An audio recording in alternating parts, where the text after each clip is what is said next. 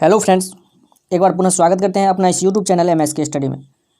अभी जो है दोस्तों, हम लोग 10वीं का मैथ वास्तविक संख्या का सॉल्यूशन कर रहे हैं, जिसमें कि हम पिछले वीडियो में 1.1 प्रश्नावली 1.1 सॉल्यूशन कर चुके हैं। आज हम 1.2 स्टार्ट करने वाले हैं। तो इस एक्सरसाइज में बहुत ही थोड़ा सा कॉन्सेप्ट है जो हमें समझना ज़रूरी है। तो हम पहले उस कॉन्सेप्ट को समझ लेते हैं। अभाज्य संख्या और अभाज्य संख्या किसे कहते हैं? तो अभाज्य सबसे पहले हम समझ लेते हैं। अभाज्य नाम से ही पता चल रहा है, अभाज्य जो किसी से कटता नहीं हो। यानी कि हम एग्जाम्पल के लिए अगर 2 ले तो ये क्या है? ये सिर्फ 1 और 2 से कट रहा है, 1 और स्वयं से कट रहा है। 3 लेते हैं तो इसमें भी जो है ये 1 और स्वयं से कट रहा है। तो ये हो गया मेरा अभाज्य संख्या। जो स्वयं और 1 के छोड़ के किसी और से नहीं कटता हो वो मेरा हो जाएगा अभाज्य। और दूसरा है भाज्य संख्या। अब भाज्य क्या होता है? जो 1 और स्वयं के छोड़कर, 1 और स्वयं को छोड़कर वो किसी और से भी कटता हो। जैसे कि हम 4 लेते हैं तो ये 1 और 4 से तो कट ही रहा है, साथ साथ 2 से भी कट रहा है।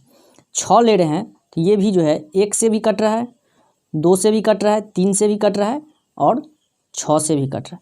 यानी कि 1 और स्वयं को छोड़ के और किसी नंबर से अगर डिवाइड हो रहा है तो वो मेरा हो जाएगा भाज्य संख्या। अब इस एक्सरसाइज के लिए एक फॉर्मूला हमें समझना ज़रूरी है। वो फॉर्मूला क्या है यहाँ पे हम समझते हैं। फॉर्मूला में कहता है किसी 2 धनात्मक पूर्णांक, कोई 2 धनात्मक संख्या जो है दिया है। मान लीजिए कि फर्स्ट A है और दूसरा B है। कोई संख्या है जो मान लेते हैं कि एक जो है A है और दूसरा B है। तो ये फॉर्मूला कहता है कि अगर A गुने B यानी कि पहली संख्या गुने दूसरी संख्या बराबर हो जाएगा, पहली संख्या A और दूसरी संख्या B बराबर हो जाएगा इस दोनों संख्या का HCF गुने LCM के। यानी कि A इंटू B बराबर हो जाएगा HCF इंटू LCM। अब इस फॉर्मूला से हमें क्या निकल के आ रहा है? A into B equal to HCF into LCM। अब यहाँ पे अगर ये फॉर्मूला हम ध्यान में रखते हैं तो अगर इस चारों में से A, B या HCF या LCM, यहाँ पे 1 2 3 4 है, इस चारों में से अगर कोई मान लीजिए आपको एक दे दे, एक नहीं रहेगा। यानी कि मान लीजिए आपको A पहली संख्या, B दूसरी संख्या दिया हुआ है और HCF नहीं दिया हुआ है और LCM दिया हुआ है, तो हमें HCF निकालने के लिए बोलेगा। तो हम कैसे निकालेंगे? इसी फॉर्मूला से हम इसको ड्राइव करेंगे। जैसे कि HCF इक्वल टू हो जाएगा A into B upon LCM। HCF अगर निकालना रहेगा तो ठीक उसी प्रकार अगर हमें LCM निकालना रहेगा तो हम क्या करेंगे? A इंटू B और इस HCF को हम इस साइड लाएंगे तो ये हो जाएगा बट्टे HCF। उसी प्रकार अगर इस दोनों में से कोई एक निकालना रहेगा तो उसी प्रकार अब इससे हम फॉर्मूला जितना मन करेगा उतना हम निकाल सकते हैं। यानी कि इससे लगभग 1 2 3 और 2 फार्मूला और निकल के आएगा, A बराबर और दूसरा B बराबर। यही हमें समझना ज़रूरी था। चलिए अब हम एक्सरसाइज को सॉल्व करते हैं। क्वेश्चन नंबर 1 है, निम्नलिखित संख्याओं को अभाज्य गुणनखंडों के गुणनफल के रूप में व्यक्त कीजिए। किसमें? अभाज्य में। तो इसको हम 140 जो दिया हुआ था इसको हम यहाँ पे लिख लेंगे। अब इसको हमें अभाज्य में निकालना है तो इसका हम पहले कहीं साइड में रफ में 140 का हम गुणनखंड निकालेंगे।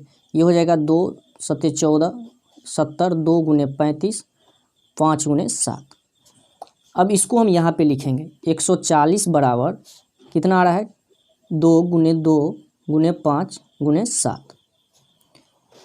ये इस 140 का क्या हो गया? अभाज्य गुणनखंड हो गया। अब कैसे हो गया अभाज्य गुणनखंड? हम यहाँ पे क्या देख रहे हैं? 2 जो है वो 1 और 2 स्वयं से छोड़ के किसी और से नहीं कट रहा है।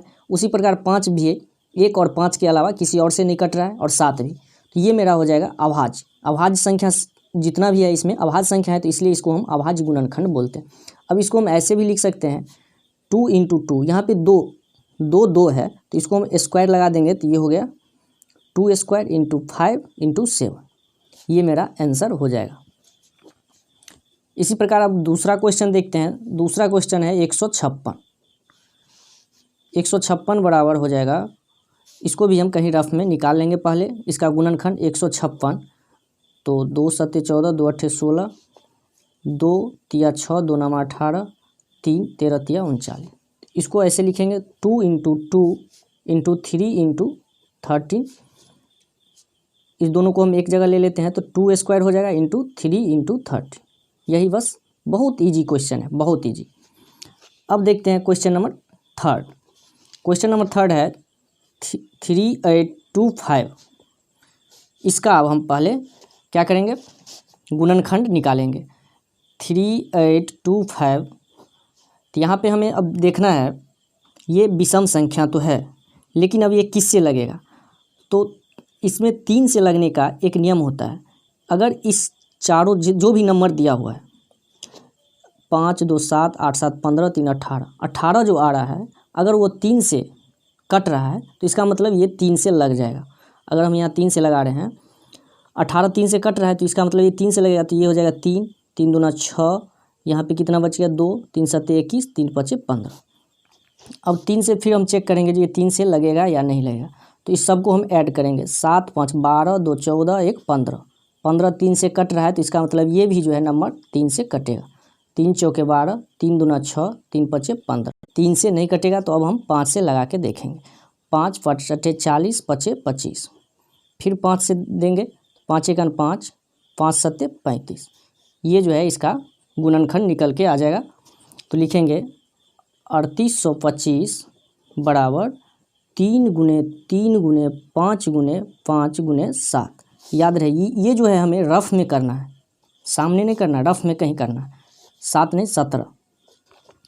अब इसको हम ऐसे लिखेंगे, इस दोनों को हम एक जगह ले लेंगे, इस दोनों को एक जगह, तो ये हो जाएगा 3 स्क्वायर इंटू 5 स्क्वायर इंटू 17। यही हो जाएगा मेरा आंसर। अब देखते हैं 4 नंबर 5005।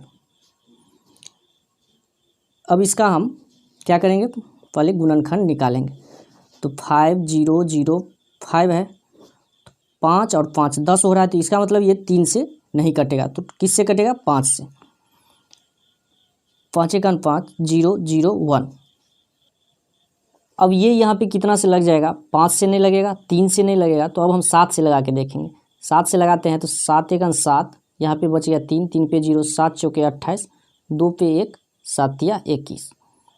अब ये किससे लगेगा, अब इसको हम देखेंगे 7 से। 7 दूना 14, 7 से नहीं लग रहा है, तो अब हम देखेंगे 8 से लगा के, तो ये 8 से भी नहीं लगेगा क्योंकि इसका लास्ट में जो है नंबर ये विषम है। अब 9 से देखेंगे तो 9 9 का 9, 9 सत्ते 63, ये भी नहीं लगेगा। 9 से 10 से भी नहीं लगेगा, तो 11 से देख रहे हैं, तो 11 का 11, 3 11 तिया, तो 11 से लग रहा है, तो 11 का 11, 11 तिया 33। ये क्या आ रहा है, 5 7 11 13। तो इसको लिखेंगे 5005 equal to 5 into 7 into 11 into 13। बस यही जो है मेरा अभाज्य गुणनखंड निकल के आ गया। तो ये हो गया मेरा आंसर। क्वेश्चन नंबर 5 देखते हैं। 5 दिया हुआ है 7429। इसका अब हम गुणनखंड निकालेंगे। 7429 इसका गुणनखंड निकालेंगे तो सबसे पहले हम क्या करते हैं, जोड़ के देखते हैं। 7 4 11, 2 13 और 9 22, यानी कि 22 जो है 3 से नहीं लग रहा है। तो इसका मतलब क्या होगा, ये भी पूरा संख्या जो है 3 से नहीं कटेगा। अब 3 से नहीं कटेगा तो 4 से भी तो नहीं कट रहा है, 5 से भी नहीं कटेगा, 6 से भी नहीं कटेगा, तो 7 से देखते हैं। तो 7 एकन 7, 7 0 7 6 42, 7 से भी नहीं लग रहा है। इसको हम 17 से लगा के देखते हैं। तो 17 से लगा रहे हैं तो लग जाएगा। 17 17 चौके 68, यहाँ पे कितना बच गया 6, 17 चौके 68 और 6, 17 तिया 51, तो 6 पे 2 51, तो 11 हो जाएगा। 17 तिया 51, 17 सत्ते 119। यहाँ पे 17 से लगा रहे हैं तो ये लग जा रहा है। अब इसमें हम कितना से लगा के देखेंगे, 19 से लगाएंगे तो 19 से लग जाएगा। 19 दूना 38, 5 19 तिया 57। तो इसका क्या निकल के आ रहा है, अब देख रहे हैं ये किसी से नहीं लगने वाला है। तो ये हो जाएगा 7429 इक्वल टू 17 गुने 19 गुने 23, जो कि यहाँ पे 17 भी अभाज्य संख्या है, 19 भी अभाज्य संख्या और 23 भी अभाज्य संख्या है। यही मेरा आंसर हो जाएगा 17 गुने 19 गुने 23। अब देखते हैं क्वेश्चन नंबर 2। इसमें कहा जा रहा है पूर्णांकों के निम्नलिखित युग्मों के HCF और LCM ज्ञात कीजिए तथा इसकी जांच कीजिए कि दो संख्याओं का गुणनफल बराबर HCF गुने LCM है। जो हम अभी फार्मूला पढ़े हैं उसी फार्मूला के माध्यम से हमें इसको जांच करना है। तो पहला क्वेश्चन देखते हैं 26 और 91। अब इसमें जो है हमें सबसे पहले इस दोनों का HCF निकालना है और LCM निकालना है, उसके बाद हमें जांच करना है। तो इसको हम HCF कैसे निकालेंगे? अभाज्य गुणनखंड विधि के द्वारा।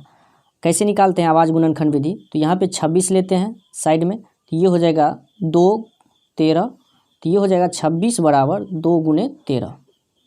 ये मेरा अभाज्य गुणनखंड हो गया। फिर 91 लेते हैं, तो इधर हम साइड में कहीं निकालेंगे 91, तो ये कितना से लगेगा?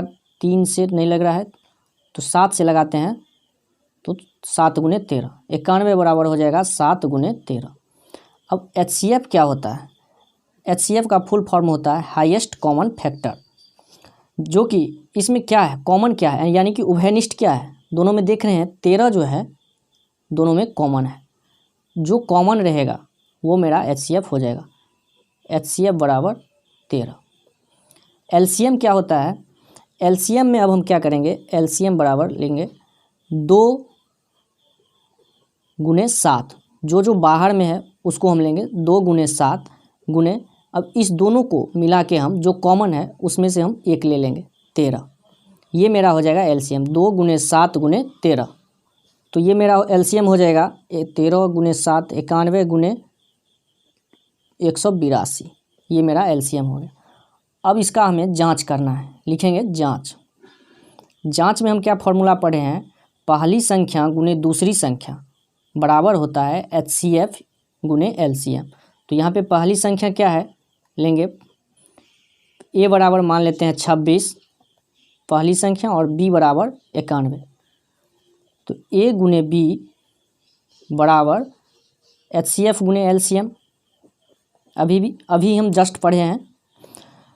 तो A गुने B 26 गुने 91 बराबर HCF क्या निकल के आया? 13 गुने 182। अगर दोनों साइड यानी कि LHS side left hand side और राइट हैंड साइड दोनों साइड बराबर आ रहा है तो इसका मतलब मेरा सही है। अब इस दोनों को हम मल्टीप्लाई करके देखेंगे। जब हम इसको मल्टीप्लाई करेंगे तो ये हो जाएगा 6 6 3 2, और जब इधर भी मल्टीप्लाई करेंगे तो ये आ जाएगा 2 3 6 6। यही हमें जांच करना था, लिख देंगे वेरीफाइड। क्वेश्चन नंबर 2 दिया हुआ है 510 और 92। तो इसका हम क्या करेंगे? सबसे पहले इसका हम गुणनखंड निकालेंगे। गुणनखंड निकालने के लिए क्या करते हैं हम? रफ में कहीं 2 गुने 2 से पहले इसको डिवाइड करेंगे तो ये हो जाएगा 2 दूना 4, 2 पंचे 10, 2 पंचे 10, 5 2 7, 5 12, यानी कि 3 से ये कट जाएगा। 3 अट्ठे 24, 3 पचे 15, 5 गुने 17 पचे 85। तो ये हो गया 510 बराबर 2 गुने 3 गुने 5 गुने 17। अब दूसरा का हम निकालेंगे गुणनखंड 92 का। तो ये हो जाएगा 2 2 चौके 8, 2 छके 12, 2 दूना 4, 2 तिया 6। अब ये 23 जो है ये किसी से भी नहीं कट रहा है तो यहीं पे हम छोड़ देंगे। ये हो गया 92 बराबर 2 गुने 2 गुने 23। अब यहाँ पे क्या हो जाएगा? HCF क्या हो जाएगा? HCF हो जाएगा दोनों में जो कॉमन है, दोनों में क्या उभयनिष्ठ है? 2 जो है ये दोनों में है। अब बाद में कि कोई भी नंबर दोनों में कॉमन नहीं है तो HCF बराबर हो जाएगा 2। LCM क्या हो जाएगा? LCM बराबर सबसे पहले हम देख लेंगे जो बाहर में है वो पूरा नंबर हम एक क्रम में ले लेंगे। यहाँ पे सबसे छोटा 2 है तो 2 ले लेते हैं। 2 गुने 3 गुने 5 गुने 17 गुने 23, और ये दोनों में जो कॉमन है इस 2 को भी हम ले लेंगे। तो यहाँ पे ही ले लेते हैं 2।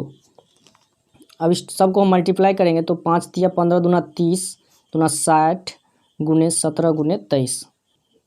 ये हो जाएगा 23,460। LCM और HCF हो गया 2। अब इसका हमें जांच करना है तो लिखेंगे जांच। ए गुने बी बराबर HCF गुने LCM, पहली संख्या गुने दूसरी संख्या बराबर HCF गुने LCM। तो यहाँ पे पहली संख्या क्या है 510, दूसरी संख्या है 92 बराबर HCF हमें कितना निकल के आया है 2 और LCM 23,460।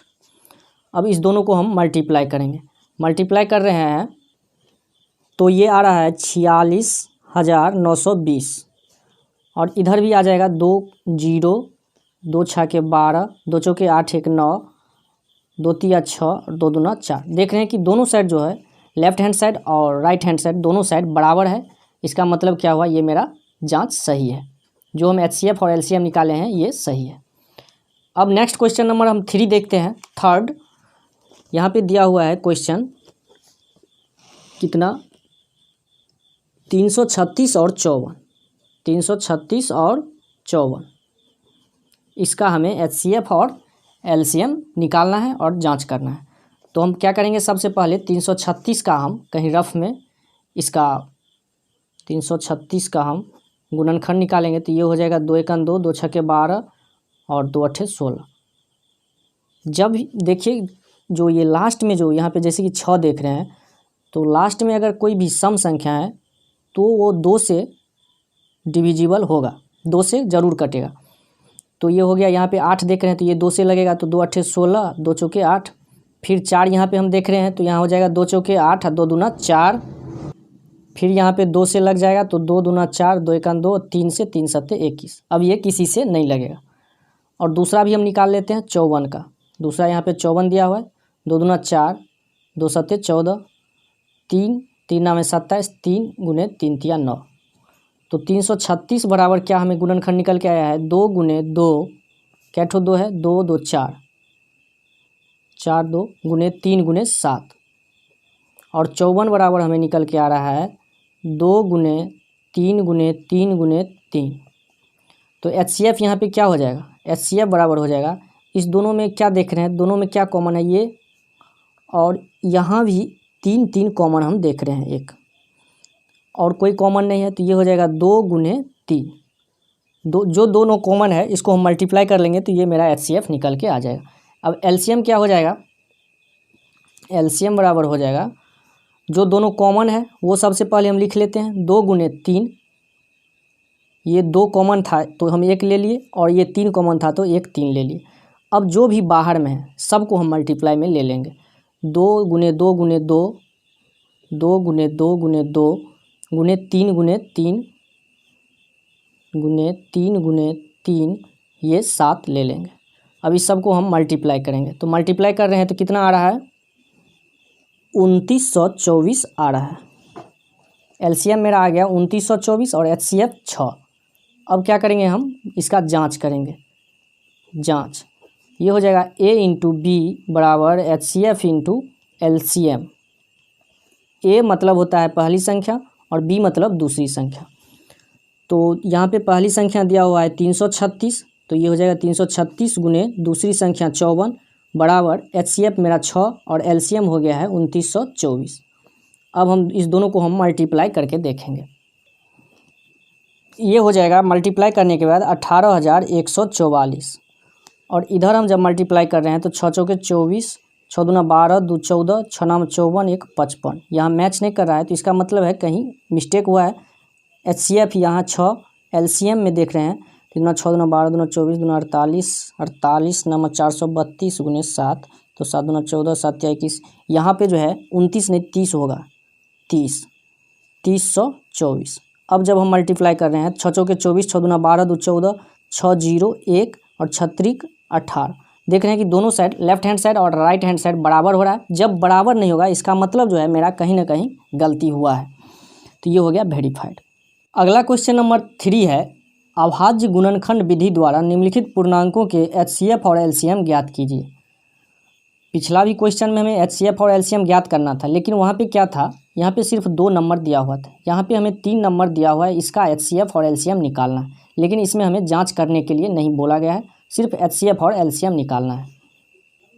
फर्स्ट दिया हुआ है 12, 15 और 21। तो क्या करेंगे, हम इस तीनों का पहले हम कहीं साइड में रफ में इसका हम गुणनखंड निकालेंगे। तो 12 का क्या हो जाएगा 2 गुने 6, 2 गुने 3, और दूसरा 15 है तो ये हो जाएगा 3 गुने 5, और तीसरा है 21 तो ये हो जाएगा 3 गुने 7। लिखेंगे 12 बराबर 12 का क्या गुणनखंड निकला है 2 गुने 2 गुने 3, और 15 का निकला है 15 बराबर 3 गुने 5, और 21 का निकला हुआ है मेरा 3 गुने 7। अब इस तीनों में क्या कॉमन देख रहे हैं, ये 3 जो है ये 3 ऐसे करके आ रहा है, ऐसे ये 3 जो है ये तीनों में कॉमन है। तो HCF मेरा क्या हो जाएगा, जो तीनों में कॉमन होगा वो मेरा HCF हो जाएगा। तो HCF इक्वल टू हो गया 3। अब LCM निकालेंगे, तो LCM निकालने के लिए क्या करेंगे, सबसे पहले जो कॉमन आया हुआ है वो हम ले लेंगे। 3 कॉमन आया हुआ 3 ले लिए। अब बाद में की जो भी नंबर है इस सारे को हम मल्टीप्लाई कर देंगे। टोटल 2 इंटू 2 इंटू 5 इंटू 7, ये हो जाएगा निकल के 3 दूना 6 दूना 12 पंचे 60, तो 7 छः 42 420। ये मेरा LCM निकल के आ गया और HCF 3 निकल के आ गया।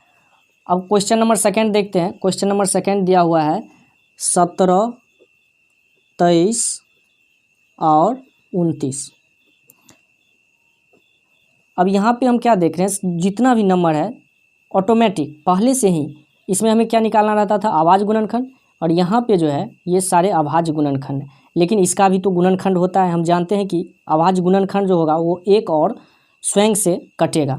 तो यहाँ लिखेंगे 17 बराबर 1 गुने 17, और 23 बराबर 1 गुने 23, और 29 बराबर 1 गुने 29। यही मेरा गुणनखंड निकल के आएगा। तो HCF क्या हो जाएगा, हम जानते हैं कि तीनों में जो कॉमन होगा वो मेरा HCF हो जाएगा। यहाँ पे 1 जो है इस तीनों में कॉमन है, तो HCF इक्वल टू 1। और LCM क्या हो जाएगा, LCM बराबर 1 गुने 17 गुने 23 गुने 29।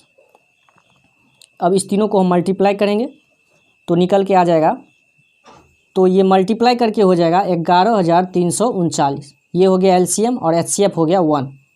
नेक्स्ट क्वेश्चन नंबर हम थर्ड देखते हैं। क्वेश्चन नंबर थर्ड दिया हुआ है 8, 9 और 25। तो इसका हम पहले गुणनखंड निकालेंगे। तो ये हो जाएगा 8 का गुणनखंड 2 चौके 8, 2 दूना 4, फिर 9 का हो जाएगा 3 गुने 3 9, और 25 का हो जाएगा 5 गुने 5। तो लिखेंगे 8 बराबर 2 गुने 2 गुने 2, 9 बराबर 3 गुने 3, और 25 बराबर 5 गुने 5।